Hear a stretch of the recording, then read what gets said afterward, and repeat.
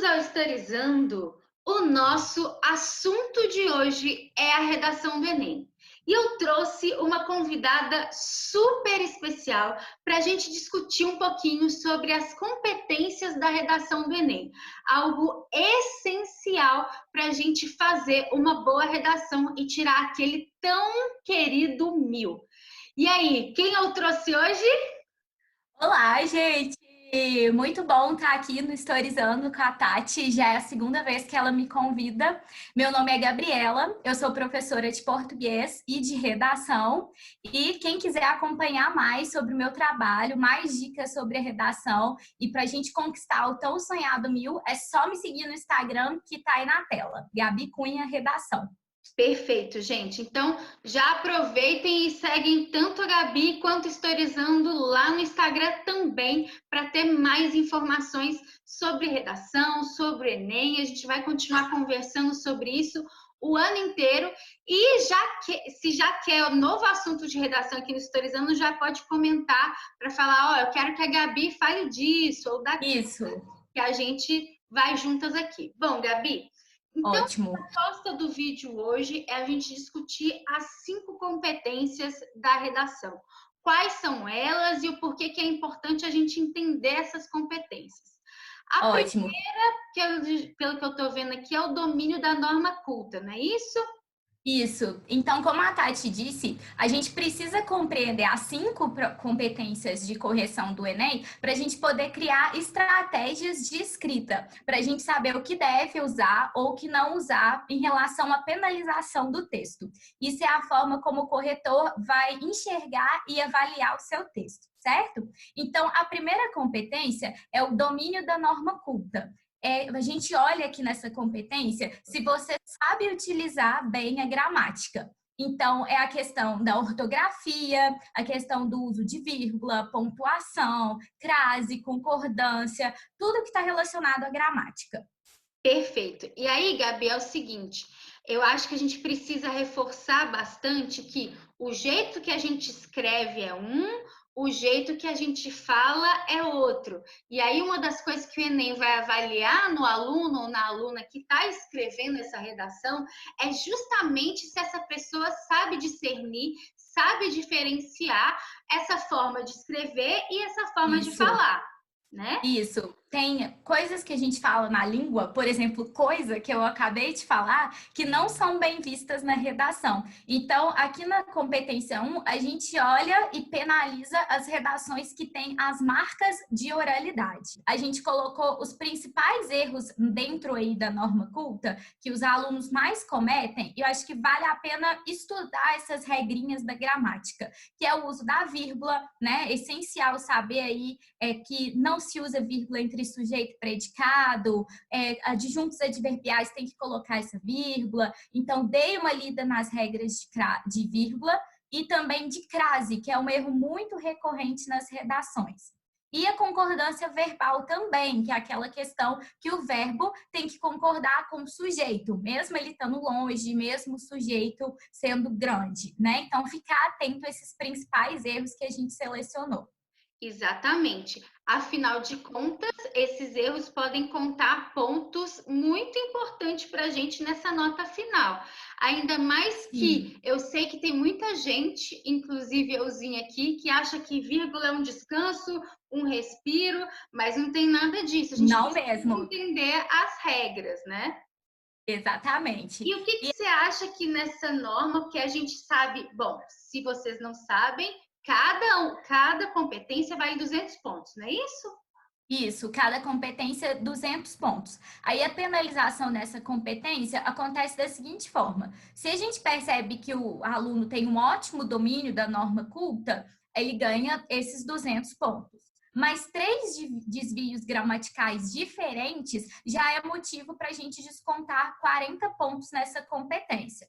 Mas não é que você vai tirar 120 se você tiver 6 erros. O 120 acontece quando a gente percebe que esse domínio da gramática, ele é mediano, né? Então, Entendi. a gente já não contabiliza um número de desvios. Mas assim, a gente olha a forma geral do tipo de erro gramatical no texto.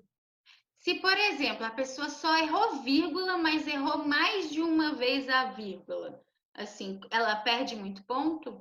Depende, se for o mesmo caso de erro de vírgula, aí conta como um erro só. Mas se for Hum.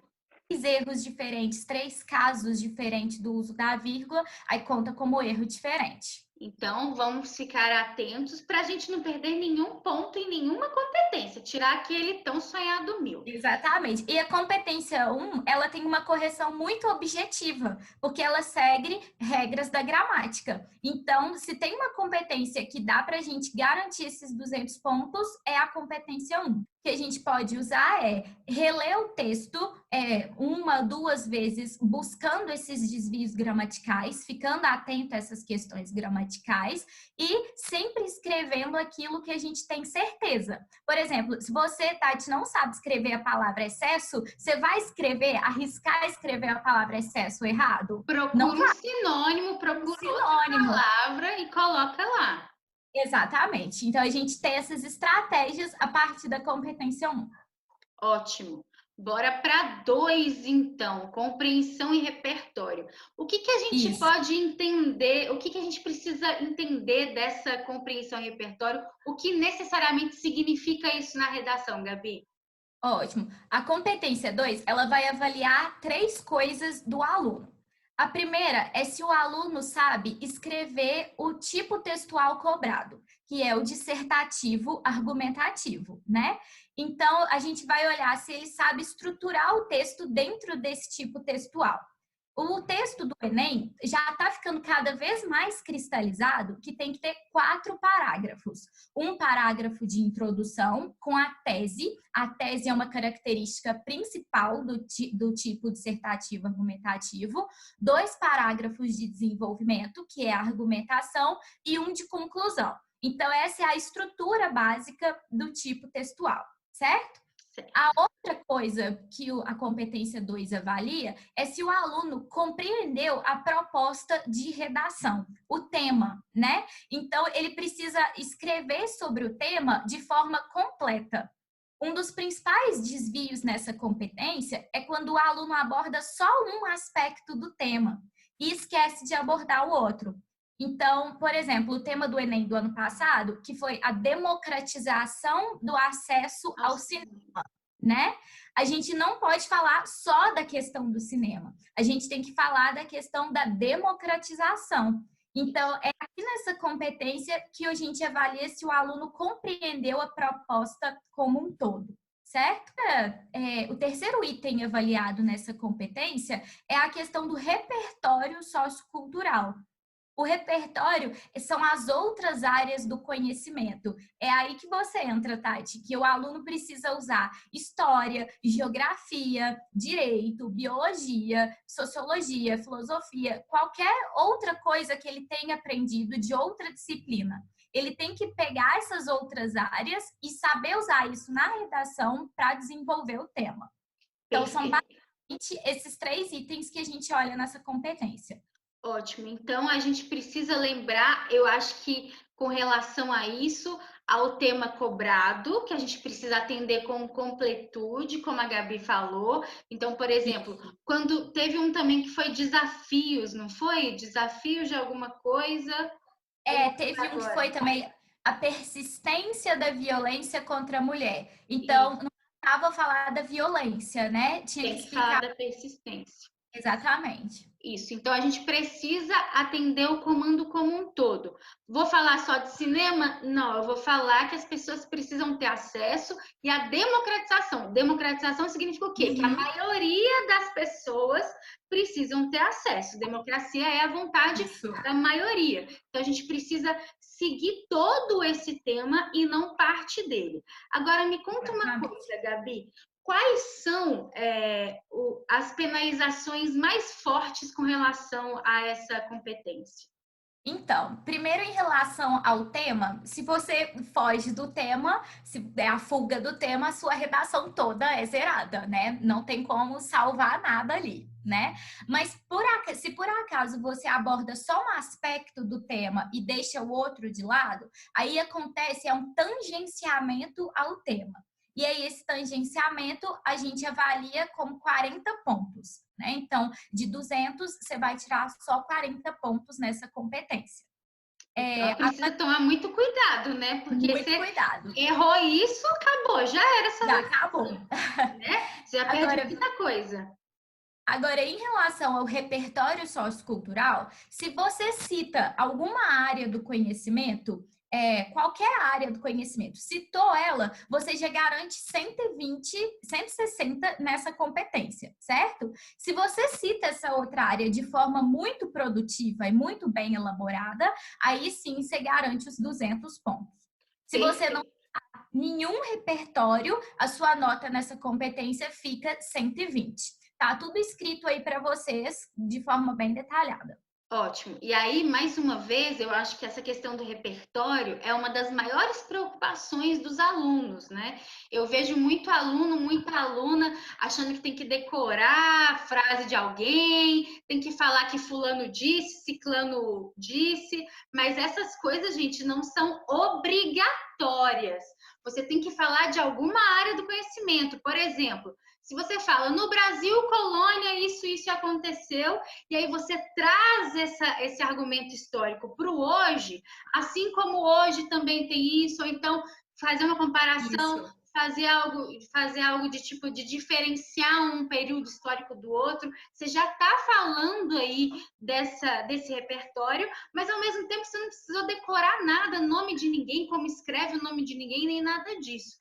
É claro Exatamente. que você pode citar esses autores, não tem um problema. Agora, o mais importante é você fazer o seu argumento e depois encaixar esse repertório, e não o contrário. Muita gente já faz a redação pensando no repertório e não no seu argumento em cima daquilo. O que você vai defender, o que você vai falar sobre aquilo. E quando isso acontece, a Gabi pode até falar um pouco sobre isso, parece que a redação é toda Ctrl+C, Ctrl+V, mas ao mesmo tempo uma coisa não tem conexão com a outra, fica tudo meio confuso, né, Gabi? O que eu me deparo muito é quando aparece do nada, por exemplo, um Bauman, um Kant, num tema, por exemplo, da área da saúde. Então, me parece que aquele repertório é muito forçado, né? Até coloquei no slide. Então, tomar cuidado com esses repertórios forçados. A minha sugestão para vocês, como estudar o repertório, né? Faça assim uma divisão por áreas. Então, por exemplo, da área da saúde, quais repertórios que eu posso sempre utilizar? Eu tenho, por exemplo, o Drauzio Varela, que é o médico mais renomado do Brasil, que já fez diversas entrevistas, reportagens. Então, eu tenho ele como um repertório coringa para a área da saúde, né? Aí eu tenho outros temas. Quando eu tenho aí a questão de minoria social, qual que é um repertório coringa? Eu posso falar aí, por exemplo, dá para encaixar um Kant, um Rousseau, então vai criando essa educação. Qual seria um repertório coringa? Paulo Freire, né? Que é um dos maiores educadores do mundo. Então, vai criando essas separações de temas e criando esses repertórios coringas, que vai ficar menos forçado no seu texto. E você vai ter mais chance de garantir os 200 pontos. E ao mesmo tempo, Gabi, fala para eles que não precisa decorar a frase, não. Se você citou a Isso. pessoa e citou a ideia dela, já é o suficiente, né? Fica bem melhor você falar a ideia do filósofo e do sociólogo com as suas palavras do que colocar entre aspas e a frase dele, né? É melhor você fazer a sua interpretação e colocar com as suas próprias palavras. Mesmo porque se você está querendo mostrar que você sabe, a melhor forma de mostrar que você sabe é com as suas palavras, né? Ótimo. Bora lá para a terceira, uma argumentação consistente. Então, a gente já começou a Consistente. falar sobre isso, que a argumentação consistente, inclusive, tem que vir até primeiro do que ficar enfiando repertório aí no meio Repertórios. da sua redação, né? E aí, o que é avaliado nessa competência? Então, a competência 3, ela vai avaliar se a gente tem uma argumentação forte, consistente, capaz de convencer o nosso leitor sobre o nosso ponto de vista, né? Então, para a gente desenvolver essa argumentação forte, a gente precisa dos repertórios, né? Os repertórios vão dar força para aquilo que a gente está falando, e a gente precisa também trazer alguns exemplos que concretizem as nossas ideias. Então, esses exemplos podem ser séries, filmes, dados estatísticos, opiniões de autoridade no assunto, tudo aquilo que vai deixar o seu argumento mais persuasivo, né? E na competência 3, a gente trabalha com a ideia do projeto de texto, que é avaliado aqui também. O projeto de texto, projetar significa o quê? Planejar, organizar, certo? Então, o leitor, ele precisa ver que você teve essa organização prévia do seu texto, né? Aí eu fiz até um esquema para mostrar para vocês o que é esse projeto de texto. A gente tem aqui, por exemplo, ó, na introdução. Na tese, a tese é mais ou menos o resumo das ideias que você vai defender no seu texto. Como a gente tem 2 parágrafos argumentativos, o primeiro e o segundo, quantas ideias cabe para a gente desenvolver no nosso texto? 2, né? Só dá para desenvolver uma ideia por parágrafo, porque para cada ideia eu vou ter que citar um exemplo, vou ter que citar um repertório, vou ter que explicar, dar detalhamento. Então, a minha sugestão é desenvolva apenas uma ideia por parágrafo. E aí, esse é um projeto de texto. Quando o leitor lê a sua introdução e já enxerga a ideia X e a ideia Y, aí no primeiro argumento você vai falar só do X, no segundo argumento você vai falar só do Y, e na hora de concluir, que é a proposta de intervenção, você vai apresentar primeiro uma proposta para o X e depois uma proposta para o Y, ou uma proposta só que consiga solucionar, englobar tanto o X quanto o Y. Então, ter esse projeto de texto e uma argumentação consistente é essencial para a competência 3.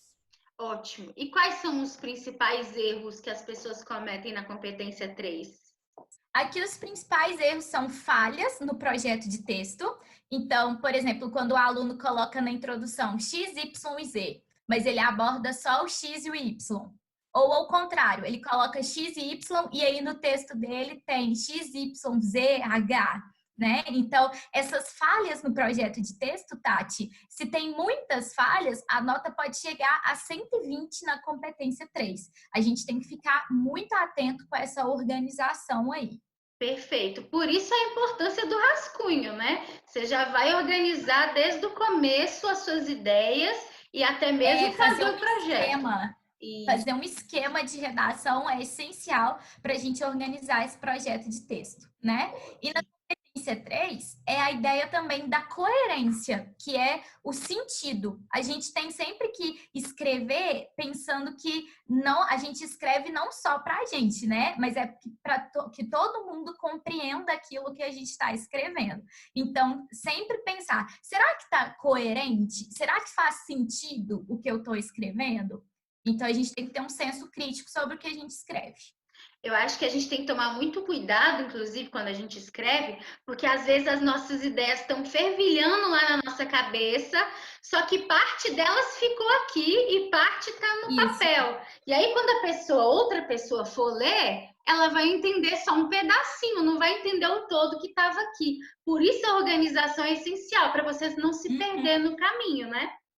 Sim, e aqui também a questão da veracidade, né? Tudo que a gente escrever, o corretor tem que compreender que aquilo é verdade. Eu não posso inventar dado, inventar notícia, inventar reportagem, porque o corretor pode conferir aquilo. Então, a gente sempre escreve pautado na realidade, na verdade.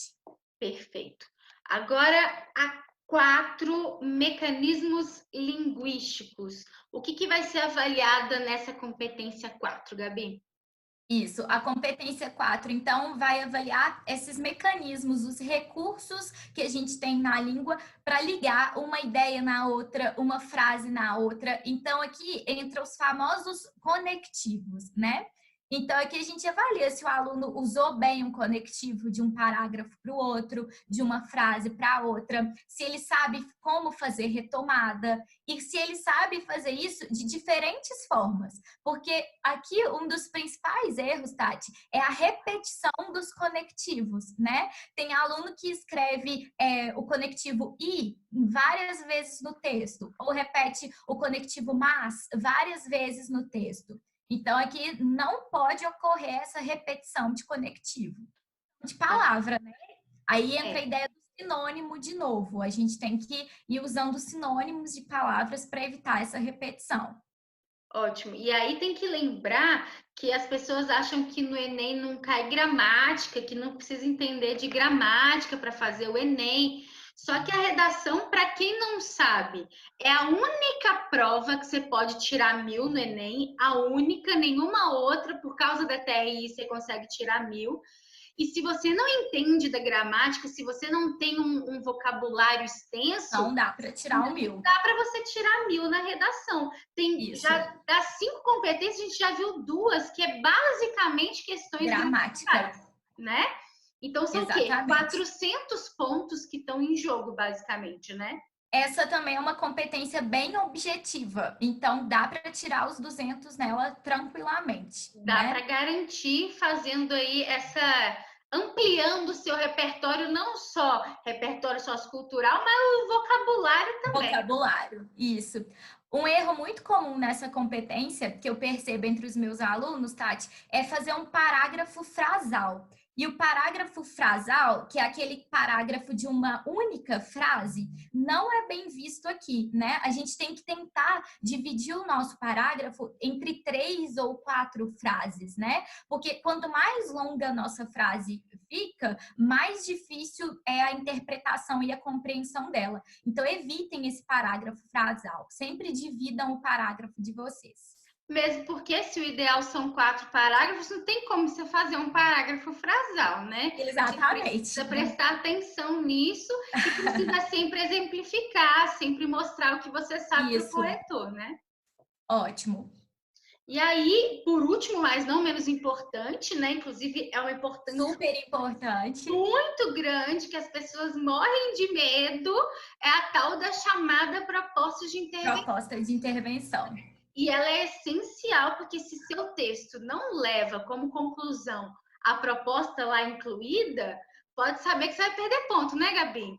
Vai. Se você não apresenta proposta de intervenção no último parágrafo, se você apresenta uma conclusão normal, aqui valendo 200 pontos, você já tiraria 0 nessa competência, né? Então, Zero, sem perdão. 0. Sem perdão. A proposta de intervenção é essencial. E aí ela vale 200 pontos e tem 5 elementos obrigatórios. Para cada elemento que você esquece, você vai perdendo 40 pontos. Eita. E esses 5 elementos são o agente, que é quem vai fazer aquela ação, é o Ministério da Educação, é o Ministério da Saúde, é o governo, quem vai fazer, né? A ação, o que vai ser feito? O governo deve criar campanhas, deve criar projetos, deve aumentar o investimento. Então, a gente sempre marca a ação como deve, cabe fazer, né? Existem palavras que marcam esses elementos. O outro elemento é o modo, por meio de que, por modo de que isso vai ser feito. Então, a gente pode usar, ó, isso pode ser feito por meio de mais investimentos, mediante criação de leis. Então, usem por meio de, mediante, para evidenciar o modo e o meio, certo? O outro elemento é a finalidade, é o objetivo daquela proposta. Para que aquela proposta está sendo criada? Com o intuito de quê? Né? Então, é com o objetivo de diminuir a violência contra a mulher, com o objetivo de informar. Então, usem objetivo com o intuito para evidenciar esse elemento também. E o outro é o detalhamento. Esse detalhamento, ele pode ser referente a qualquer um desses outros 4 elementos. É, então, uma informação adicional que eu estou colocando. Então, os exemplos dentro da proposta, eles são uma boa forma de evidenciar o detalhamento. Quando a gente usa assim, ampliar as campanhas de informação sobre doação de órgãos, como a campanha já existente Setembro Verde. Então, usando Setembro Verde, eu estou dando esse detalhamento da minha ação. Então, são esses 5 os elementos obrigatórios. Então tem que estudar a fundo para lembrar de todos lá na hora. E também, gente, olha só, melhor uma completinha do que várias Isso. faltando um monte de coisa, né, Gabi? Exatamente. O que o Enem cobra, gente, é uma proposta completa e detalhada. Uma. Mas, se você precisar criar outras para cumprir o seu projeto de texto, né? Então, eu fiz a primeira proposta completa para o problema X, mas a proposta para o problema Y, ela tem que existir, mas ela pode ser pequenininha, só agente e ação, por exemplo, Isso. né? É uma completa só. Ou você engloba todos os problemas em uma, Numa só, o que ou eu acho você mais cria, difícil, ou você cria né? mais de uma, mas não pode esquecer dos problemas lá, senão você vai perder ponto em outras coisas, né? Na competência 3. Isso. Perfeito.